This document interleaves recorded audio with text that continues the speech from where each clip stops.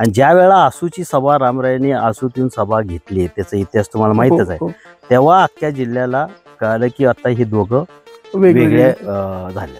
आणि आम्ही आता दादांना शब्द दिलाय, तर आम्ही दादांबरोबर राहणार. आणि साहेबांनी पण ते एक्सेप्ट केलं. आणि अजून साहेबांचे आणि आमचे पर्सनल लेवलवर चांगले संबंध आहेत. राजकीय वेगळं असलं तरी पर्सनली अजून साहेब म्हणजे आपले देवतच म्हटलं तरी आपल्याकडे ऑबोलेशन ऑफ टायटल निघाले आणि त्याच्यानंतर कोणीही राजे नाहीत. बरोबर. एक नॅरेटिव्ह सेट केला होता तालुक्यात की रणजितदादा रॅश आहे, रणजितदादा वाघाला म्हणजे 13 नंबर खोली, 5 नंबर जॅक. तसं काय आम्ही काय अनुभवलं नाही. आणि इलेक्शन मध्ये पण आमचं दादांनी जाहीर सांगितलं, हो दादांनी सांगितलं की श्रीराम सारखं कारखाना माझ्या ताब्यात द्या, मी कसं नाही ते बघतो सुधारून देतो. नमस्कार. आज आपण सातारा जिल्हा मध्यवर्ती बँकेचे संचालक श्रीमंत शिवरूपराजे खर्डेकर यांची मुलाखत घेण्यासाठी विशेष आलो आहोत. राजे नमस्कार. नमस्कार. दैनिक स्थैर्यमध्ये आपले स्वागत आहे. राजे, आज मुलाखत घ्यायचं कारण म्हणजे असं हे नाही, आपण कॅज्युअल गप्पा मारतोय, तर थोडीशी मला सुरुवात अशी करायची आहे. आत्ता विधानसभा निवडणुका नुकत्याच पार पडल्या, तर या विधानसभा निवडणुकीमध्ये अजितदादांच्या राष्ट्रवादीचे सचिन पाटील निवडून आले, तर त्याबद्दल आपण काय सांगाल? खरं म्हणजे ही आमदारकीची इलेक्शन ही एक पहिल्यापासून आम्ही स्ट्रॅटेजी ठरवून इलेक्शन केली. आणि सचिन पाटील घड्याळाच्या चिन्हावर येणं हे जेव्हा घड्याळाचं चिन्ह मिळालं तेव्हा म्हणजे खरं म्हणजे आमचं विनिंग ठरलं. 51% पासिंगला लागतात आणि 40% किंवा 45% जरी असलं तरी वरचे पर्सेंटेज हे त्या उमेदवाराला पडणं फार महत्त्वाचं होतं. आपल्याला पार्श्वभूमी माहीत होतं की अचानकच राष्ट्रवादी सगळीच बाजूला पडली आणि तुतारीच्या बाजूला गेली. बरोबर. त्यात मी म्हणजे आपण म्हटलं तर मी एकटंच राहिलो होतो. आणि एकटं राहून पक्षाचा चिन्हावर आमदार निवडून आणायचं व सगळ्यांना कन्व्हिन्स करून घ्यायचं एका बाजूला आणि एक मुठ्ठी बांधायची, ही म्हणजे आम्हाला फार कष्टाचं आणि अवघड काम होतं. परंतु सर्वांच्या आशीर्वादनं म्हणा किंवा सर्वांच्या इच्छानं सर्वांनी एक राहून प्रचार केला, चिन्ह पक्ष गट न बघता. आणि म्हणून सचिन पाटील आज आपल्याला आमदारच्या रूपानं फलटण तालुक्याला नवीन आमदार मिळाला. राजे, ह्याच्यामध्ये म्हणजे आपण जसा उल्लेख केला तसं राष्ट्रवादीमध्ये जी ऐतिहासिक फटाफूट झाली, म्हणजे पवार साहेबांपासून अजितदादा वेगळे झाले आणि ते भाजप सोबत गेले, सत्ता स्थापन केली, या सगळ्या गोष्टी झाल्या. पण त्यासोबत राजे हे होतं की जेव्हा अजितदादांनी वेगळी भूमिका घेतली तेव्हा म्हणजे अगदी नाव घेऊन बोलायचं झालं आपल्याला तर रामराजे साहेब अजितदादांसोबत गेले.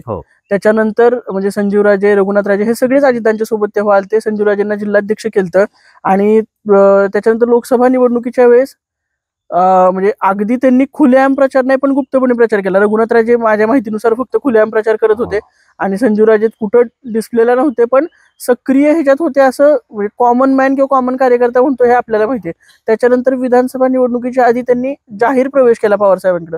त्याच्यानंतर अजितदादांकडे फक्त तसं म्हणलं तर आपण राहिला, रामराजे साहेब कुठं प्रचारात दिसत नव्हते किंवा सक्रिय ह्याच्यामध्ये दिसत नव्हते. तर एवढं सगळं हे असताना तालुक्यामध्ये अजितदादांनी म्हणजे जर तेव्हा भाजपनी प्रेशर केलं असतं किंवा हे झालं असतं तर ते भाजपला सीट गेलं असतं. पण अजितदादांनी आपल्यावर विश्वास ठेवून, म्हणजे फलटण तालुक्याला राष्ट्रवादीची पार्श्वभूमी आहे, ह्याच्या आधी कधीही भाजपचा आमदार निवडून आला नाही, तर आपल्यावर विश्वास ठेवून त्यांनी म्हणजे थोडक्यात राष्ट्रवादीला उमेदवारी हट्टाने घेतली आणि त्यामध्ये तुम्ही निवडून आणून दाखवलं. पण ही रामराजे साहेबांनी जे किंवा त्यांच्या गटाने, रामराजे साहेब म्हणण्यापेक्षा त्यांच्या गटानं जी भूमिका घेतली तर त्याबद्दल म्हणजे ती भूमिका घेताना आपल्याला असं विश्वासात घेतलेलं किंवा परत पवार साहेबांकडे जाताना आपल्याला सांगितलेलं की आपण पवार साहेबांकडे जाऊ, आपण गेलं पाहिजे? नाही, खासदारकीच्या आधी रामराजांची आणि आमची चर्चा झाली. रामराजांनी मला बरेच कन्व्हिन्स करायचा प्रयत्न केला की तू एकत्र राहू. आम्ही 30 वर्ष एकत्र काम केले, 30 वर्ष मी रामराजांचं नेतृत्वाखालीच काम केले. परंतु माझ्या स्वभावानं आणि मला दादांना ह्या वाईट काळात स्वराचं नव्हतं. बरोबर. काळ चांगला असता आणि जर सोडलं असतं तरी ते माझ्या नेचेला पटण्यासारखं आहे. परंतु म्हणून मी माझी भूमिका महायुतीची घेतली आणि दादांबरोबर राहायचं भूमिका घेतली. आणि जेव्हा मी अजितदादांबरोबर राहिलो तेव्हा मी रणजितदादाचं काम पण प्रामाणिकपणे केलं. बरोबर. खासदारकीला मला फार कमी वेळ मिळाला काम करायला. अवघं आम्हाला जोपर्यंत अजितदादांनी निर्णय आम्हाला सांगितला तुम्हाला महायुतीचं काम करायला आम्हाला एक 5-7 दिवस मिळाले आणि म्हणून आम्ही लोकांपर्यंत आमची भूमिका घेऊन पोचू शकलो नाही. बरोबर. लोकांना पण माहीत नव्हतं, म्हणजे आसूची सभा होस तोपर्यंत की लोकांना माहीत नव्हतं की रामराजेंच्या पासनं मी वेगळं झालोय का नाही झालो. बरोबर. आणि ज्या वेळा आसूची सभा रामरायांनी आसूतून सभा घेतली, त्याचा इतिहास तुम्हाला माहीतच आहे, तेव्हा अख्ख्या जिल्ह्याला कळालं की आता हे दोघं वेगळे झालेत. त्या ह्याच्यात राजे मला एक हे म्हणत होतं की रामराजे साहेबांची आसूमध्ये सभा झाली तेव्हा म्हणजे रामराजे साहेबांनी स्टेजवरून भाषणामध्ये सांगितलेलं एक वेळ रणजितचं आणि माझं जुळेल, पण आता ह्याच्या पुढं शिवरूप राजेंचं जुळणार नाही किंवा शिवरूपचं जुळणार नाही, असं ते बोलताना बोललेले. तर एवढं राजे असं काय झालं की म्हणजे 30 वर्ष तुम्ही सोबत होता, त्याच्या आधी दादाराजे आणि रामराजे साहेबांनी पण सोबत काम केलेलं आहे, म्हणजे पवार साहेबांच्या सोबत होता, म्हणजे राष्ट्रवादी राजे आणि दादारायांनी पण काम केलेलं आहे आणि राष्ट्रवादी एकसंध असताना सुद्धा काम केलं. तर असं नेमकं काय झालं की म्हणजे आपणही अजितदादांसोबत राहिला किंवा आपण पवार साहेबांकडे न जाण्याचा निर्णय घेतला?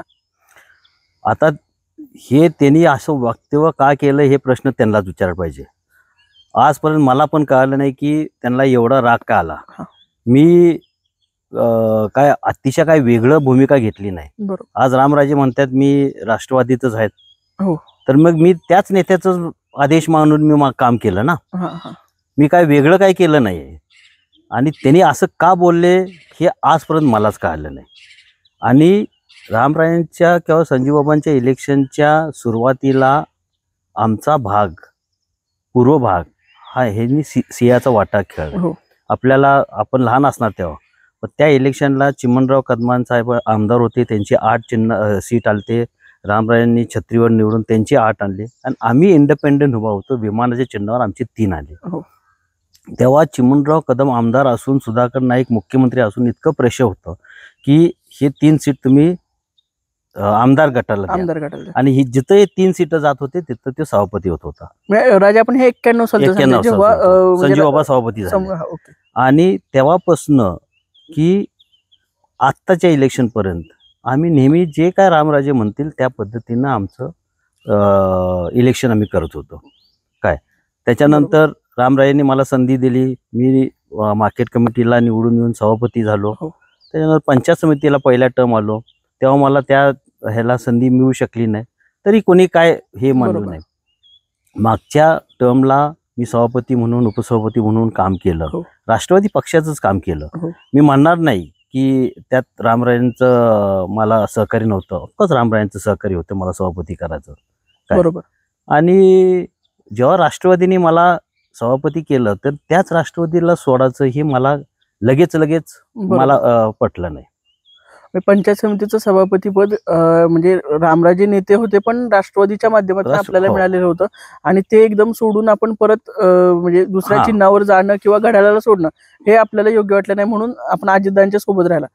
पण राजे मला अजून एक विचारायचं होतं, म्हणजे आपल्या घराण्याला जुना वारसा आहे, पवार साहेबांसोबत दादाराजांनी बंटीराजांनी म्हणजे काम केलेलं आहे, तर कधी पवार साहेबांकडनं आपल्याला विचारलेलं किंवा पवार साहेबांशी चर्चा झाली आपली? पवार साहेबांशी काय नक्की म्हणजे आपण सांगू शकाल? पवार साहेबांनी मला विचारलं होतं. माझा मुलगा पण खासदारकीच्या इलेक्शनच्या वेळेला भेटला होता, आपण ते फोटोज पण व्हायरल बघितले असतील झालेले. आणि तेव्हा मी साहेबांना सांगितलं होतं की आम्ही पहिलं रामरायांबरोबर अजितदादावर गेलो. तेव्हा पण आम्ही पवार साहेबांना मी भेटून सांगितलं होतं, साहेब असा असा निर्णय रामरायांनी घेतला आणि त्यांच्याबरोबर आम्ही जातो. बरोबर. साहेबांनी म्हटले ठीक आहे. खासदारकीच्या वेळेला पण आम्ही तेच सांगितलं की साहेब एकदा आमच्याकडे राजकीय आम्ही काही कमवलं नाही, पण एकदा शब्द दिलाय ते दादांपासून ते शब्द पाळायचा आणि आम्ही आता दादांना शब्द दिलाय तर आम्ही दादांबरोबर राहणार. आणि साहेबांनी पण ते एक्सेप्ट केलं आणि अजून साहेबांचे आमचे पर्सनल लेवलवर चांगले संबंध आहेत. राजकीय वेगळं असलं तरी पर्सनली अजून साहेब म्हणजे आपले देवतच म्हटलं तरी बरोबर. मी पवार साहेब हे आता तुम्ही सांगितलं पवार साहेब दैवतच आहेत, अजूनही आपले आणि त्यांचे पूर्ण म्हणजे कौटुंबिक संबंध आहेत. पक्षाची भूमिका वेगळी असली किंवा तुम्ही अजितदादांना साथ दिली असली तरी ते संबंध कुठं ब्रेक झाले नाहीत. पण राजे ह्यालाच विचारून मला पुढे हे असं रामराजे साहेबांशी तुमचं नंतर काही बोलणं झालं किंवा होतंय? नाही, रामराजे साहेबांची किंवा त्या तिघांची माझं खासदारकीच्या आसूच्या सभेनंतर आमचं कधीही बोलणं झालं नाही. रामराजे साहेब आसूमध्ये येऊन बोलल्यानंतर नाही बोलणं झालं. कसलीच चर्चा नाही. नाही नाही अगदी आताच्या विधानसभा एवढी अटीतटीची होती, हे होती, नाही. तेव्हाही काही बोलणं नाही झालं. नाही. राजे, आता म्हणजे हे सगळं आता विधानसभेचं झालं, पण लोकसभेला आपण म्हणजे लोकसभेपासून आपण रणजितदांच्या सोबत काम करताय. म्हणजे रणजितदांचा भाजप पक्ष असला तरी महायुती म्हणून आपण त्यांच्या सोबत आहात. सोबत आहे. तर एवढी वर्ष तुम्ही रामराजे साहेबांसोबत काम केलं आणि आता रणजितदांसोबत काम करताय, तुम्हाला काय नक्की फरक जाणवतोय किंवा रणजितदांच्या नेतृत्वाबद्दल तुम्ही काय सांगाल? जे एक नॅरेटिव्ह सेट केला होता तालुक्यात की रणजितदादा रॅश आहे, रणजितदादा वाघाला म्हणजे 13 नंबर खोली 5 नंबर जॅक हा आहे, हा तसं काय आम्ही काय अनुभवलं नाही. त्यांचं काम करण्याची पद्धत पण बॉम्बेत त्यांचं भाजपवर चांगलं होल्ड आहे. आणि देवेंद्र साहेब मी पर्सनली बघितले की फडणवीस साहेब त्यांना फार जवळ धरतात. म्हणजे एकदा तर आमची मीटिंग देवेंद्र साहेबांची आणि रणजित दादांची आणि माझी मीटिंग रात्री 2चं टायमिंग दिलं होतं. आयुष्य 2चं टायमिंग आणि आम्हाला 10 मिनिटाचं 40 मिनिटं दिले होते. बरं. असं म्हणजे इतके संबंध आहेत. फडणवीस साहेबांचे किंवा भाजप पक्षश्रेष्ठींचे आणि रणजितदांचे जिव्हाळ्याचे संबंध किंवा एकदम घनिष्ठ हो. संबंध. आणि आत्ताच्या आमदारकीच्या इलेक्शनला की राष्ट्रवादीला तिकीट आम्ही जेव्हा घेतलं आणि आम्ही रणजितदादांना सांगितलं की आपल्याला घड्याळवर, त्या माणसाने एका क्षणाचं विलंबित केलं नाही की भाजप माझा पक्ष आहे, हे माझं आहे, हे दुसऱ्याचं आहे. उद्देश एकच होतं की आपल्याला आमदार बदलायचा. म्हणजे that shows a man's political character. बरोबर. माझ्या मते आता म्हणजे सचिन कांबळे पाटील आता आमदार झाले, ते साधारणपणे 2-4 वर्ष तरी भाजपचे विधानसभा प्रमुख म्हणून त्यांनी काम केलं. आणि त्यांचे वडील RSSचे. हो, त्यांच्या वडिलांना हो. संघाची पार्श्वभूमी सुद्धा आहे, हेही बरोबर आहे. राजा, तर या सगळ्या ह्याच्यामध्ये अजून एक सातत्यानं टीका होत असती किंवा आपल्यावर हे होत असतं की आत्ताच्या म्हणजे आमदार निवडून आल्यापासून भाजप पक्ष वाढतोय, पण तालुक्यामध्ये राष्ट्रवादी वाढताना दिसत नाहीये, राष्ट्रवादीत प्रवेश दिसत नाहीये, राष्ट्रवादीची बॉडी फॉर्मेशन दिसत नाही. त्याबद्दल आपण काय सांगाल? हे बघा, गेल्या 15 वर्ष तुम्ही राष्ट्रवादीचं कार्यालय बघितलं का फलटण तालुक्यात? नाही. आता येत्या 8 दिवसात तुम्हाला राष्ट्रवादीचं कार्यकर्ते दिसेल. तुम्हाला इलेक्शन होऊन 1 महिना झालाय. हो. एका महिन्यात अजून त्यात मंत्रिमंडळाची रस्सीखेच बरोबर म्हणून सगळेजण, त्यातनं आज इतिहासात पहिल्यांदा सातारा जिल्ह्याला 4 कॅबिनेट मंत्री मिळाल्यात. आणि आता कुठे तर ह्यांनी सगळ्यांनी ऑफिसेस घेऊन त्यांचे कारभार सुरू केलाय. बरोबर. आता ह्या 15 दिवसात तुम्हाला आमची बॉडी फॉर्म होता दिसल. तालुका अध्यक्ष नवी फलटण तालुक्याला मिळणार आणि तालुका अध्यक्ष झाल्यानंतर की राष्ट्रवादीमध्ये पण तुम्हाला बरेचसे प्रवेश दिसतील. मी तुम्हाला सांगतो, योग भाजपकर आहे, भाजपची सत्ता आली आहे, 135 आमदार आल्यात, मुख्यमंत्री भाजपचा झाल्यानंतर बरोबर सार्वजनिक माणूस की भाजपच प्रवेश करणार ना. बरोबर. आणि आम्ही एक छोटा पक्ष पडलो आता. आणि नाही, गेले कित्येक वर्ष तालुक्यामध्ये रणजितदादा म्हणजे भाजपचं काम करतात. 2019 साली 18 साली मायामध्ये प्रवेश केला असेल, 19 साली दादा खासदार झाले. आणि महत्वाचं म्हणजे प्रवेश कोण करते भाजपमध्ये? बरोबर, राजे गटाचे कार्यकर्ते. बरोबर. राजे गटाचे कार्यकर्ते आज असेच एक मनस्थितीत आहेत की रामराजे म्हणतात की मी राष्ट्रवादीत आहे अजून. हो. मग तो माणूस राष्ट्रवादीत प्रवेश करेल का? बरोबर. तो राजे गटाचाच कार्यकर्ता. बरोबर. आता त्याला मनात एक शंका येईल की बाबा मी राष्ट्रवादीत प्रवेश केला आणि रामराजे तिथंच आहेत, तर ती कुठे तर भूमिका आता अजितदादांनी क्लिअर करावं. बरोबर. किंवा जिल्ह्यात कुठेतरी क्लिअर करा भूमिका पाहिजे की रामराजे कुठे आहेत, म्हणजे मग लोकांची प्रवेश राष्ट्रवादीत पण योगानं सुरू होतील. बरोबर. नाही, त्या ह्याच्यातही राजा आता मधी मीच एक नुकतीच मुलाखत घेतलेली विश्वेश्वरांची, त्या ह्याच्यामध्ये पण त्यांनी असं हे केलं की सातारा जिल्ह्यामध्ये जर अजितदादांची राष्ट्रवादी काँग्रेस पार्टी वाढवायची असेल तर ती रामराजेच वाढवू शकतात, दुसरं कोण वाढवू शकत नाही असा त्यांनी दावा केला. तर त्याबद्दल आपण काय सांगाल? म्हणजे सातारा जिल्ह्याच्या दृष्टीने व्यापक विचार केला तर त्याच्यावर मी कमेंट करणार नाही. परंतु जर रामरायांना राष्ट्रवादी वाढवायची असली तर त्यांनी राष्ट्रवादीचा आमदारचा प्रचार केला असता. बरोबर. आणि राष्ट्रवादीचा चिन्हावर उभा होता, त्याला सहकारी झाले असतं फलटण तालुक्यात. बरोबर.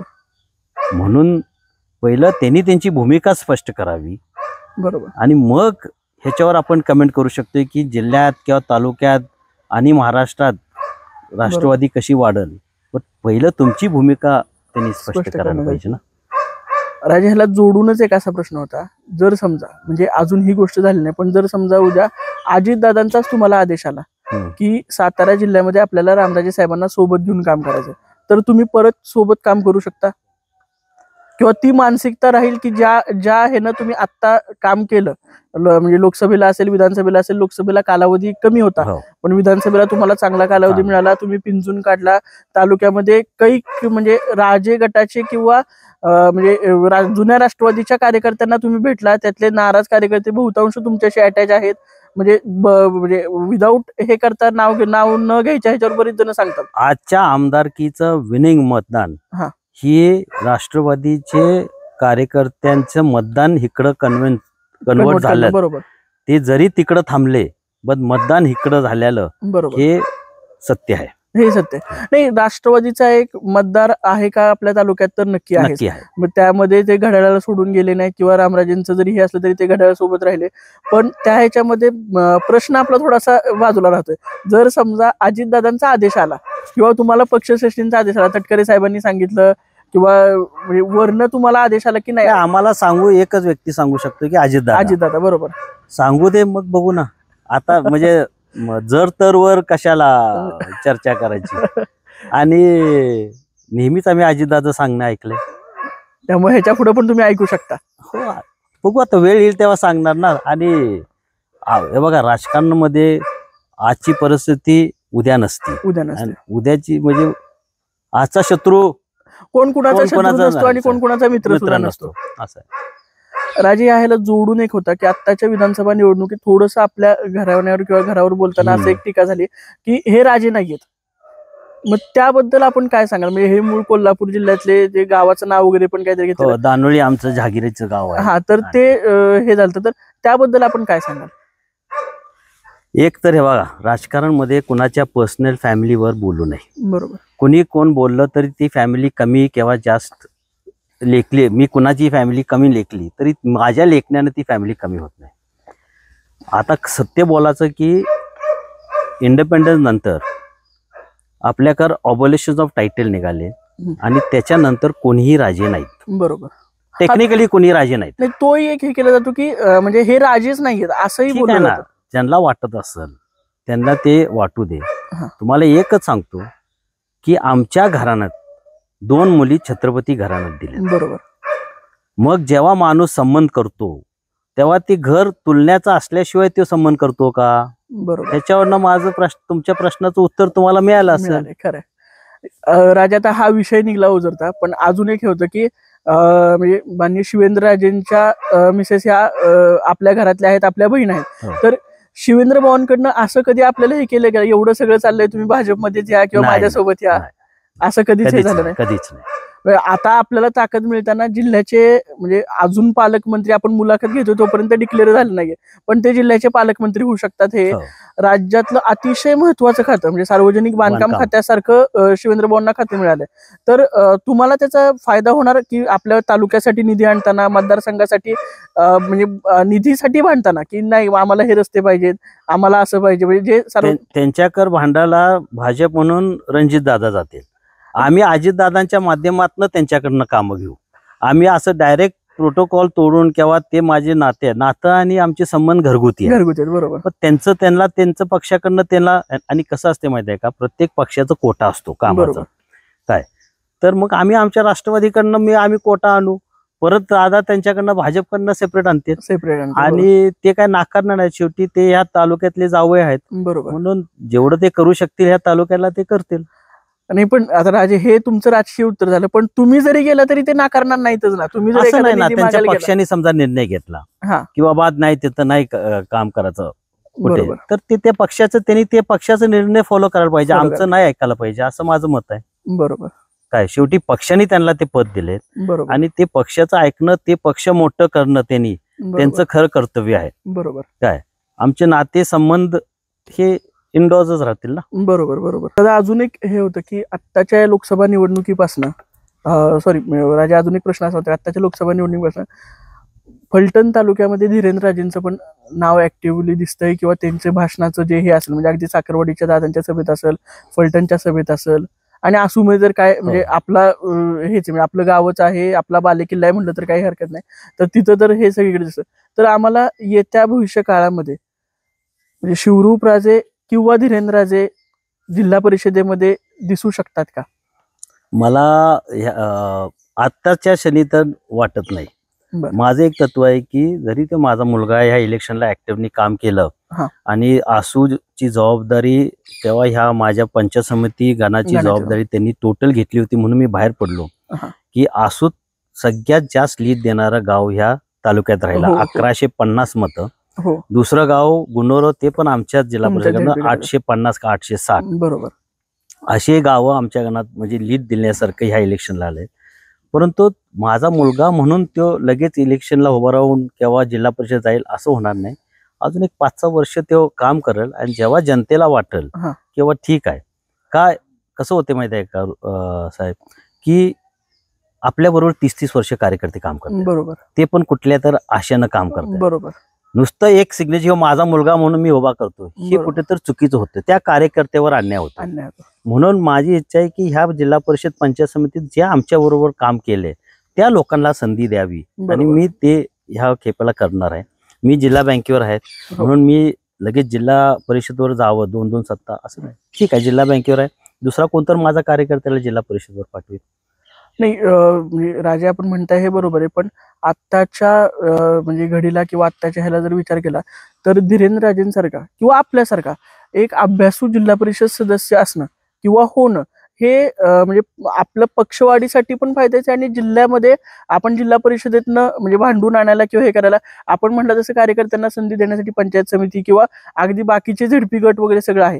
पण असं आपल्याला वाटत नाही की आपण जिल्हा स्तरावर जाऊन आपण भांडून तिथनं निधी आणू शकतो, गरज पडली तर हे करू शकतो असं नाही. आपला माणूस असला चांगला तर तो पण आहे ना. आम्ही भांडायला आहेच ना. शेवटी निधी डिसाईड जेव्हा होती तेव्हा त्या हॉलमध्ये नाही नंतरच बैठकीत पार्टी बैठकीत डिसाईड होते आणि तसंच अध्यक्ष आणि उपाध्यक्ष ते फॉलो करतात. म्हणून तेव्हा तर आम्ही भांडायला आहेच आमच्याबरोबर. पण त्या माणसाला संधी मिळायला पाहिजे ना. त्याच्या नावामागं पण कुठेच सदस्य पद त्याची पण इच्छा असते. मी 30-30 वर्ष काम केले बरोबर असं म्हणून लगेच कुठल्याही पुढारी लगेच माझ्या नंतर मुलगा हे पॅटर्न थांबवला पाहिजे. आधी त्यांनी 5-7 वर्ष काम करून समाजामध्ये प्रॉपर ते मिसळले पाहिजेत आणि मगच त्यांनी निवडणुकीला सामोरे गेले पाहिजे. राजे ह्याला जोडून एक पुढं असं होतं म्हणजे निवडणूक आता जिल्हा परिषद पंचायत समिती झाली पण अगदी येणाऱ्या काही महिन्यांमध्ये किंवा काही दिवसामध्ये श्रीराम कारखान्याची निवडणूक लागणार आहे. तर त्यामध्ये राष्ट्रवादी अजितदादांच्या वतीनं किंवा महायुतीच्या वतीनं आपलं पॅनेल असणार आहे. आपण निवडणूक लढवणार आहात. श्रीराम कारखान्याची ताकदीनं निवडणूक लढवणार.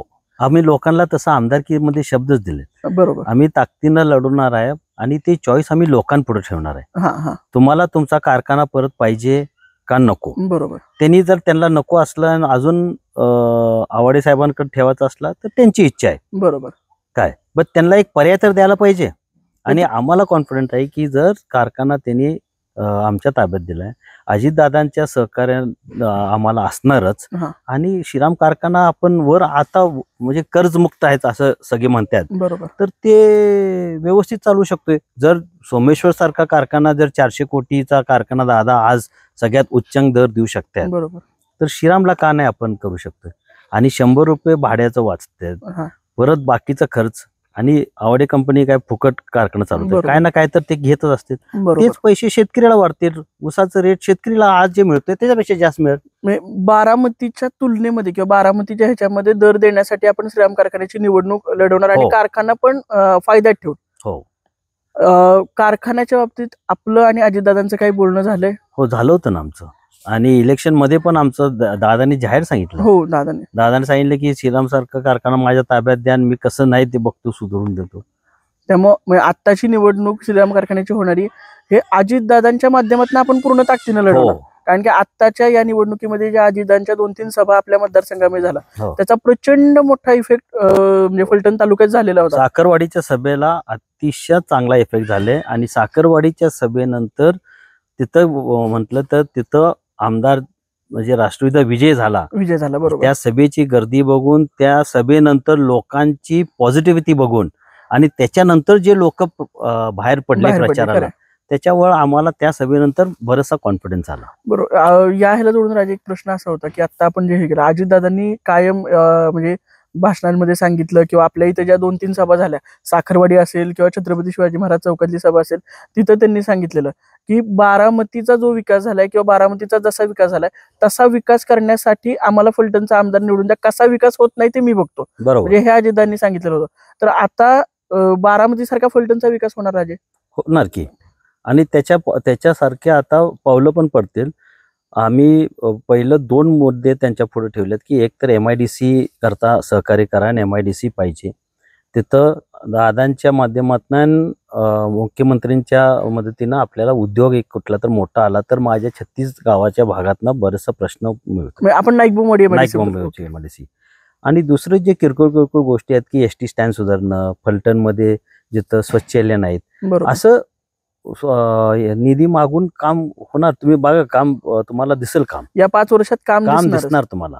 आणि आम्ही जाहीरपणे म्हटले आमदारकीच्या वेळेला हो. की जर आम्ही काम केलं नाही तर पुढच्या आमदारकीला आम्हाला निवडून देऊ नका. बरोबर. असं त्याचाच एक राजे आता हे भाग झाला की आता जो जनता दरबार झाला तर त्यालाही उत्स्फूर्त असा प्रतिसाद मिळाला. माझ्या मते 9.5 का 10 तास जनता दरबार चाललेला. आणि 1996 नंतर म्हणजे जुनं फार आठवत नाही किंवा जुनी फार माहिती नाही, पण 1996 नंतर पहिल्यांदाच असा जनता दरबार झालेला होता.